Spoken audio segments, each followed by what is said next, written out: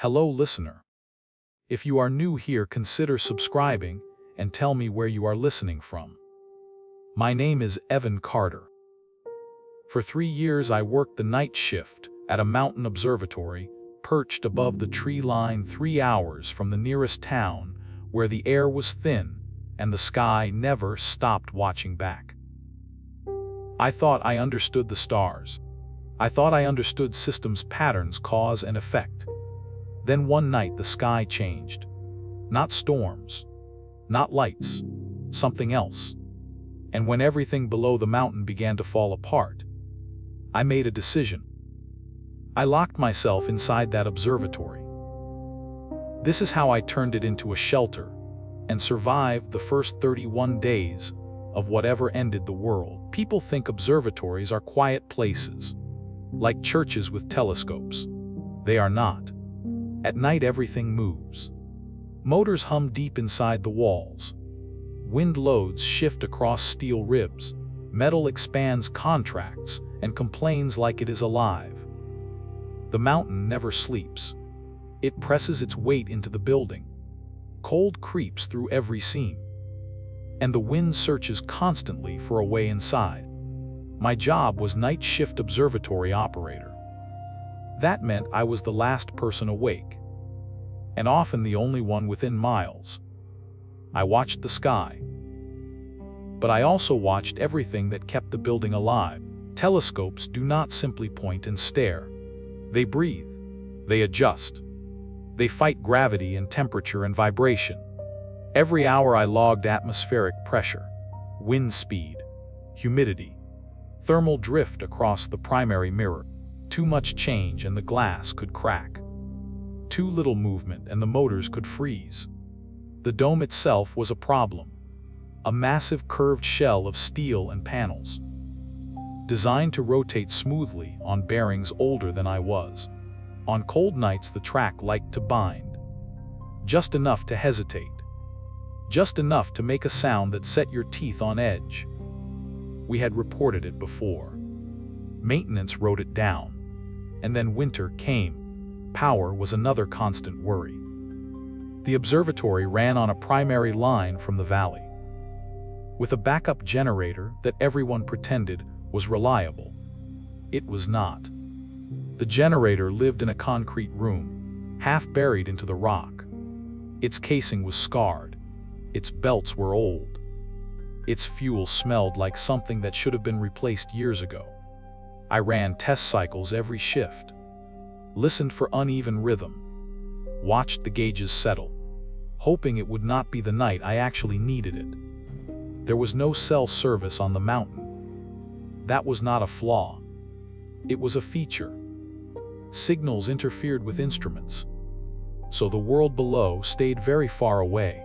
Once you drove up, you were on your own. If something went wrong, you fixed it. Or you waited. There was a small lab wing attached to the main structure. Old equipment, archived data, projects that never made it past funding. We called it the no-go zone. Not officially, just what people said. The lights flickered in there, the doors stuck, and no one liked how cold it felt. Even in summer, I avoided it when I could. Every shift followed the same rhythm. Check the dome. Check the scope, check the weather, check the power, log everything. I trusted systems, procedures, checklists. They were honest. They either worked or they failed in predictable ways. What I did not trust was the sky, because sometimes during calibration, when the dome was open and the stars were sharp and close, I felt like I was not the one doing the watching. I never said that out loud. Not to anyone. I told myself it was fatigue, altitude, too much time alone. That was before the readings started drifting, and before the sky stopped behaving like something we understood. The first alert came from my phone. It was not a call, just a video. A grocery store somewhere down the mountain. The camera shaking, shelves half empty, people shouting over each other. Someone was screaming about bites, about people not letting go. I watched it twice, then a third time. trying to understand what I was seeing. The comments refreshed faster than I could read. Power outage. Police overwhelmed. Hospitals full. I checked the timestamp. It was recent. Down in the valley, the lights flickered. Once, then again. From the observation deck, I could see the town glow weaken, like someone slowly turning down a dimmer switch. Sirens started soon after. One, then another, then so many they blended together. It sounded like the valley was screaming through clenched teeth. Up on the mountain, nothing changed. Stars stayed sharp. Wind stayed steady. Atmospheric readings stayed clean. I ran diagnostics anyway. Mirror alignment stable. Motors within tolerance. Dome rotation smooth enough. Normal readings. The radio crackled to life. Emergency channels bleeding into each other. Voices overlapping. Coordinates. Requests. Static. Most of it meant nothing to me. Not yet. Then my supervisor came through clear. Calm. Too calm. He told me not to worry. Said there was unrest in town. Said it was being handled. He said, do not spook anyone. Keep the scope running. Maintain normal operations. I wrote it down like I always did. Outside the dome, the sky was clear. So clear it felt artificial. I kept working. Logged wind, logged pressure, logged temperature drift. Another video came in. This one from a street. Cars abandoned. A man pounding on a window, blood on his hands. I turned the sound off. The observatory was designed to be isolated. Thick walls, minimal windows, controlled access. It felt safe, professional, removed. That was the problem. Every update came from below, never from up here. Power grids failed in sections, then whole blocks. The town went dark in stages, like a map being erased. From the mountain it looked almost peaceful. I radioed down once, just to check. No answer. The emergency channel became noise. Then silence. The supervisor never called again. At some point the road cameras froze.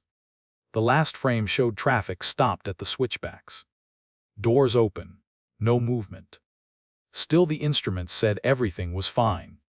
Wind steady. No seismic activity. No weather anomalies. The sky did not match the reports. It did not flicker. It did not burn. It just watched. I remember thinking how strange it was, that the end of everything could start so quietly. No alarms. No warning tones. Just distance. The observatory remained a bubble of routine, while the valley collapsed in pieces. I followed procedures because procedures gave shape to time. When the world below became unreadable, the checklist was the only thing that still made sense. That was the night I realized. Whatever was happening was moving uphill. Slowly, patiently, and that the mountain would not protect us forever. When the grid dropped, the mountain went silent. Not quiet. Silent. The constant background noise disappeared all at once. No distant hum from the valley. No faint vibration through the steel. Just wind. And my own breathing. The lights flickered once, then died. Emergency systems kicked in a second later. Red indicators. Backup circuits. Minimal power. The elevators stopped between floors. Not moving. Not opening. I checked the road cameras. Every switchback showed the same thing. Stopped vehicles. Snow blowing sideways. No motion. The mountain road was done. I radioed down again. Slow. Careful. Professional. No response. I tried the emergency frequency. Then the maintenance channel. Then anything that still had power. Nothing answered back. That was the moment routine finally broke. Up until then everything felt distant, like watching a storm through glass. Now the glass was gone. The observatory was never meant to be occupied long term. It was a workplace, a station, not a shelter. But it had things the outside no longer did. Height, walls, doors. I walked the building slowly, checking every access point. Main entrance locked. Secondary hatch secured. Emergency exit sealed. Steel doors. industrial hinges, manual locks. The dome was still closed. The track groaned when I tested it, but it held. I went down to the generator room. The air smelled like oil and dust. I ran the startup sequence by hand. Listened to the engine catch. Watched the gauges stabilize. It held. Barely. I knew then the math was simple. If someone was coming to help, they would already be on the road. If rescue was possible, the radio would not be silent. No one was coming uphill. Leaving meant exposure. Cold. Wind. Open space. Staying meant isolation. But isolation came with structure. I stood in the control room, surrounded by screens that no longer mattered, and thought about probability. I could walk out into chaos, with no cover, no information. Or I could stay, with walls, with height, with time. I made the decision without drama. I closed the internal blast doors. One by one, the sound echoed through the building, heavy, final. I locked access panels, disabled automatic overrides, switched systems to manual. This was no longer an observatory. It was a position. I moved supplies inward. Water, blankets, tools. I shut off non-essential areas, let them go dark. When I finished, the building felt smaller, tighter, more honest. I stood by the main door for a long time, hand on the latch, listening. Nothing tried to come in. Nothing answered from outside. That was when it fully settled in. The mountain was not a lookout anymore. It was a boundary. And I was on the inside. So I locked the doors. Not to keep something out, but to mark the moment.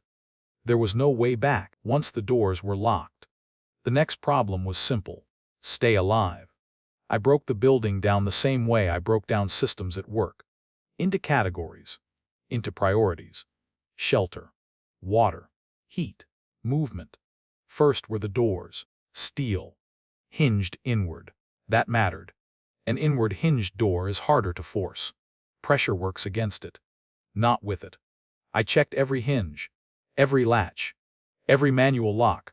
I removed anything that could rattle, anything that could catch light. Then I added weight, tool cabinets, spare batteries, anything heavy enough to slow a push. Second was glass. Glass is honesty. It tells the outside exactly where you are.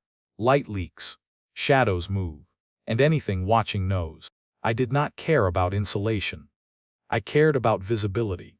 I taped emergency blankets over every window. Layered. Overlapping. Edges sealed. Not for warmth, for reflection. From the outside, the building became a dull shape. No glow. No movement. Inside, the light bounced back toward us. Contained. Third was heat. Heat keeps you alive. Heat also gives you away. I shut down the main heating loop. Too loud. Too obvious. Instead, I set up short controlled burns. One room. One source. Then off. Never let the stove glow. Never let metal change color. If something could see heat, I did not want it seeing us. Water came next. The observatory had storage tanks, condensation lines, emergency reserves, enough for days, maybe weeks. I mapped usage.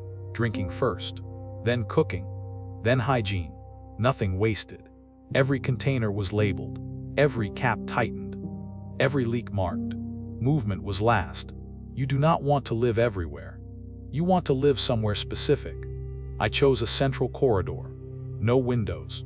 Thick walls. One sleeping area. One storage area. One cooking area. Everything else became buffer space.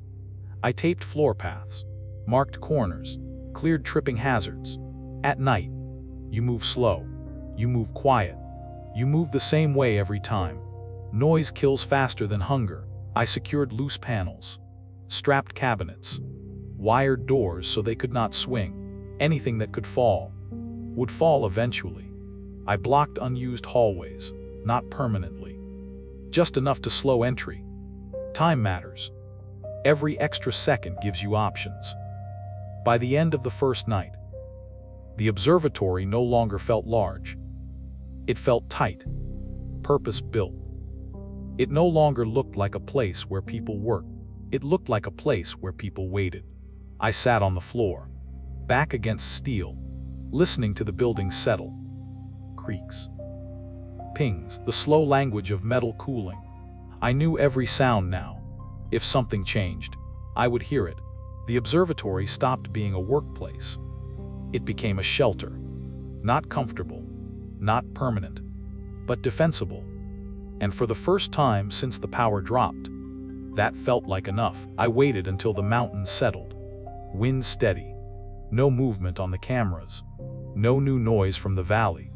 Then I geared up. Harness. Headlamp set low. Radio clipped but muted. I moved like I was on belay. 3 points of contact. Always clipped. The route mattered. I did not take the main corridor. Too open. Too many angles. Instead, I went through the maintenance ladder. Up one level. Across the service catwalk. Then down into the admin wing. Every step was planned. Every handhold tested. Metal carries sound. So I moved slow, letting the building breathe between steps. Inside the admin wing, things were wrong. Not destroyed, not looted, just abandoned. Phones lay on desks mid-call. Screens still lit. Names frozen on display. A mug sat on a warmer. Coffee burned down to black tar. The smell thick and bitter. Chairs were pulled back, not knocked over, as if people stood up and never came back. I checked corners first. Always corners. Nothing moved. The silence was heavier than noise. I went straight for supplies. Emergency lockers. First aid cabinets. Storage closets. I took only what mattered. Bottled water. Protein bars. Medical kits. Thermal layers. No loose items. No plastic that could crinkle. I did not look into offices. I did not open doors without windows. Something had interrupted this place, and it had done it quickly.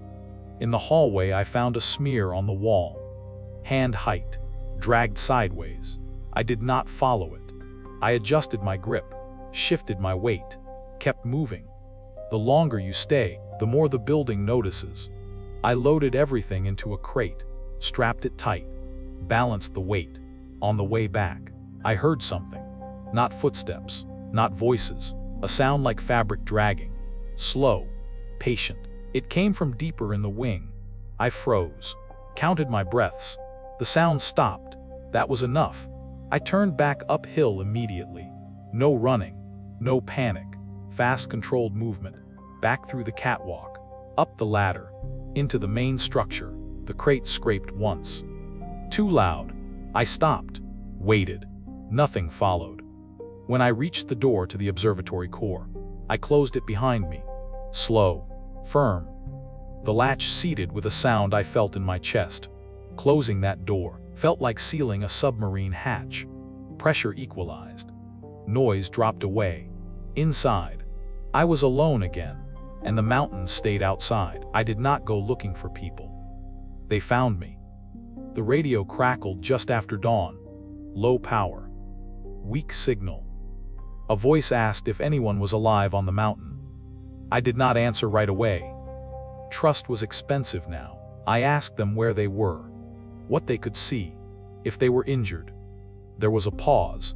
Then the voice said 2 names, Maya and Tomas. They wee maintenance crew had been trapped lower on the slope when the road failed. I gave them one instruction. Stay where you are. Do not move. Do not shout. It took hours to bring them up. Slow. Controlled. Along the path I had already cleared. When they reached the outer door, I did not open it. Not yet. We talked through steel. I asked them to roll up their sleeves. Both arms. Slow. They did it without complaint. No bites. No blood. No shaking hands. Only exhaustion. I opened the door just enough. One at a time. We did not hug. We checked each other first. Inside the observatory, the air felt different. Crowded. Heavier. Maya sat down immediately. Back against the wall. Breathing through her nose. Counting. Tomas kept standing. Looking around. Taking inventory with his eyes. I watched both of them. People show you who they are in the first 10 minutes. Maya noticed the medical supplies, asked what we had, what we were low on. Tomas asked how long the food would last. Those questions decided everything. Maya took medical. She checked everyone again. Pulse, temperature, skin, no symptoms, no fever. Tomas rationed food. He counted, measured, set portions, wrote everything down. I handled movement, routes, timing, noise, who moved, when, and why. Then we set rules, not suggestions, rules. Rule 1, say what you take. Nothing disappears without a word. Rule 2, do not run. Running makes noise. Noise travels. Rule 3, never touch the glass. Not to look out. Not to lean. Not to clean. Especially at night. Rule 4, one person awake at all times. Fatigue kills. Rule 5, if something feels wrong, it is wrong. Speak up. We wrote the rules on cardboard. Thick marker. Large letters. Hung them where everyone could see. No one argued. That told me everything. We ate together that night. Quiet. Measured. No stories. No jokes. Just the sound of chewing. And the building settling around us. Later, as the lights were dimmed, Meyer asked one question. What did you see out there? I told her the truth. Nothing. And that scared her more than any answer. 3 people in a building meant for dozens. Breathing the same air. Listening to the same walls. It was not comfortable. But it was better than being alone. For the first time since the world broke, I slept for more than an hour, and when I woke, someone else was standing watch. The rules held. For now, it started with the light. Not brighter. Not darker. Wrong. The stars lost their depth, like someone flattened the sky into a painted surface. I checked the instruments. Multiple times. No atmospheric anomaly. No magnetic spike. No weather alert. The readings said nothing was happening. Outside the wind picked up without warning. Not gusts. Pressure. A steady force pushing against the building. Testing seams. Leaning on steel. The observatory answered with sound. Low metal groans. Bolts shifting in their mounts. Panels flexing and settling. We shut down all non-essential systems. Lights to minimum. No movement near the glass. Then the sky changed color. Not clouds. Not aurora. It looked like oil spilled across the stars. A dark sheen moving slowly. Not drifting. Sliding. Maya whispered that it hurt to look at. Tomas said it reminded him of bruises. Deep ones. Under skin. The wind rose higher, not howling. Pressing. The doors strained against their frames. Straps tightened. Wood creaked. Steel complained. We stayed low. Hands on the floor. Feeling vibration travel through concrete. Then came the sound. Not thunder. Not aircraft. A long, dragging noise. Like fabric pulled across metal. Slow. Deliberate. It came from above. The roof vibrated once. Hard. Dust fell from the ceiling. A few lights flickered. We did not speak. Something passed over the dome. Not touching. Not landing. Moving. The sound changed as it went. Higher pitch. Then lower. Like pressure shifting. I watched the thermal monitor spike. Then settle. Nothing visible. Nothing measurable. Just absence. Minutes passed. Or seconds. Time did not behave normally. The wind eased as suddenly as it arrived. The sky remained wrong. The stars were still there, but distant. Muted. Like they were being seen through thick water. No one moved for a long time. When the building finally stopped groaning, I realized something. If I had not covered the glass, if we had left even one window exposed, we would have been seen. Whatever passed above us was not blind, and it was not random. That night, no one slept. We rotated watch every hour. No complaints. No arguments. The mountain had announced itself. And the sky had answered. Supplies ran low faster than any of us wanted to admit. Numbers do not lie. Cans got lighter. Fuel logs shrank. Water calculations stopped leaving margins. Arguments followed. Not shouting. Short sentences. sharp looks. Fear makes people impatient. Hunger makes them cruel without meaning to be. There was only one option left. One last run. In and out. No detours. No heroics. We planned it like a mission log. Objective: grab whatever food and filters remained near the storage bay. Ignore everything else. Route: straight line there. Straight line back. Abort conditions. Any unexpected sound. Any movement we could not identify. Any delay longer than 30 seconds. Plan, execute. Abort. We moved at first light when shadows were shortest. Storm residue still coated the ground and muffled footsteps. The station felt tighter than before. Corridors seemed narrower. Ceilings lower. Maya stayed back to monitor the radio and keep the base sealed. Thomas and I went in together. No talking. Only hand signals. The storage bay door was half open. Something had forced it. Not clean. Not careful. We stepped inside anyway. Shelves were overturned. Crates split open. Food scattered across the floor and crushed into the dust. We filled one crate quickly. Whatever was sealed, whatever was intact. That was when we heard it. Breathing. Not rushed. Not strained. Slow and steady. Too close to echo. It came from the hallway behind us. I felt it before I understood it. The air changed. Pressure shifted. Tomas froze. His hand tightened on the crate handle. The breathing stopped. Then something scraped along the wall. That was our abort condition. I let go of the crate. So did Tomas. We ran. Not blindly. Not screaming. Just fast enough to stay quiet. Footsteps followed. Not running. Keeping pace. I did not look back. I did not want to know the shape of it. The equipment wing door never felt so far away. When we reached it, I slammed it shut and threw my weight into the straps. Tomas locked the anchors with shaking hands. We stood there gasping in the dark while something moved outside the door. Then it left. No chase. No impact. Just absence. Back in the base, no one argued anymore. We counted what we had left. It was enough to move. Not enough to stay. The last raid had answered the question we were avoiding. We were done with the station. The radio came back to life just after midnight. Not suddenly. Not cleanly.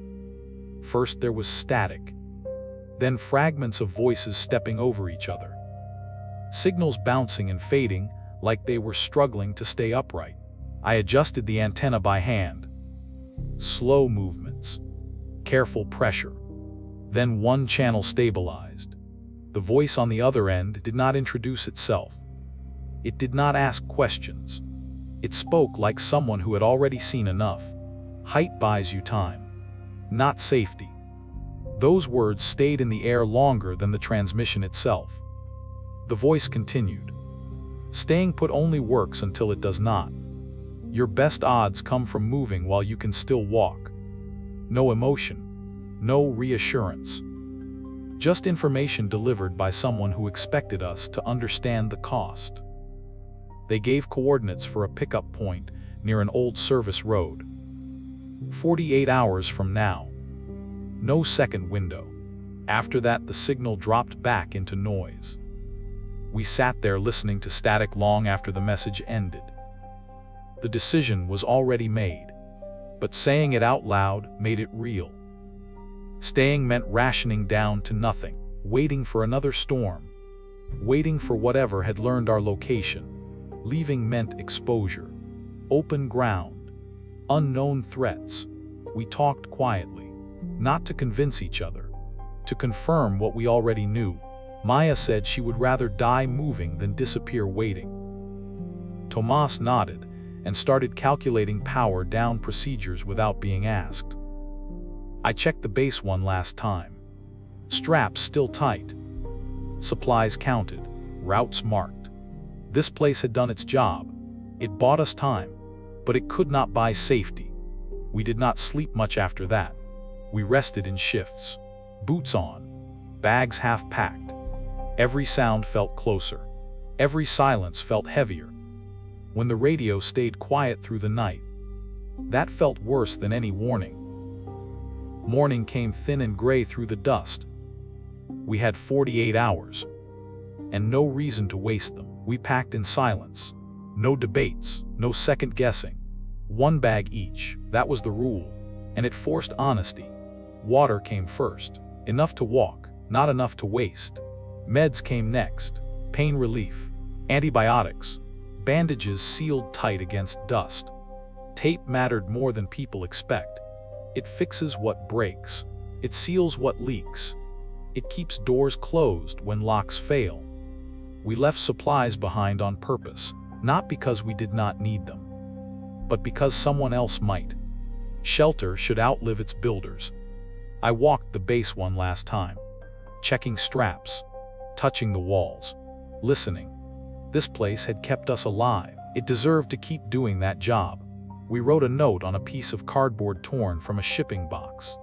Thick marker, large letters, boil water, short burns, strap doors, stay off glass at night, simple rules, hard learned. We taped the note where it could not be missed. Right at eye level near the entrance. Not a warning, a gift for whoever came next. Before leaving, we secured the door one final time. Straps tight, anchors locked. Anyone who found this place would have to take it seriously. As we shouldered our bags, I felt something I did not expect. Not fear, not relief. Responsibility. Survival is not just about lasting. It is about leaving something useful behind. We turned off the lights, let the base settle back into darkness, and walked away. 2 days later, a truck found us. It came slow along the service road, kicking up dust, like it had all the time in the world. No sirens, no lights. Just an engine and a driver who looked tired but alive. We climbed into the back without questions. No one spoke until the station disappeared behind a low ridge. I looked back once, at the desert research station. Small, quiet, still standing against the empty land. It had never been meant to save people. But it did. It bought us time when time was all that mattered. That was how I reinforced a desert research station. How I turned it into the only safe place for miles of sand and broken roads.